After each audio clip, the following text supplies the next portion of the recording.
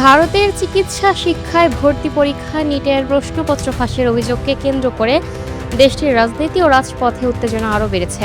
এই ইস্যুতে প্রধানমন্ত্রী নরেন্দ্র মোদী ও লোকসভার বিরোধী দলীয় নেতা রাহুল গান্ধীর মধ্যে শুরু হয়েছে তীব্র বাকযুদ্ধ।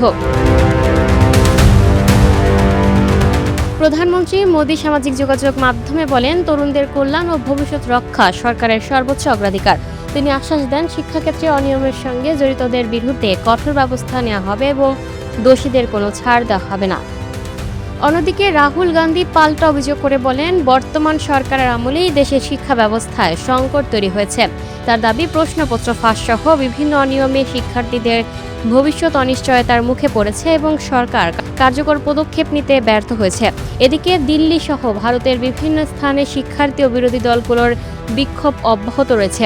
আন্দোলনকারীদের দাবি, শুধু প্রশ্নপত্র ফাঁসের তদন্ত নয়, পুরো পরীক্ষা ও নিয়োগ ব্যবস্থায় স্বচ্ছতা নিশ্চিত করতে হবে এবং দোষীদের দ্রুত বিচারের আওতায় আনতে হবে।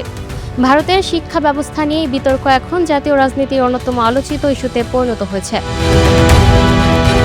Lucky Akter, update news, Dhaka.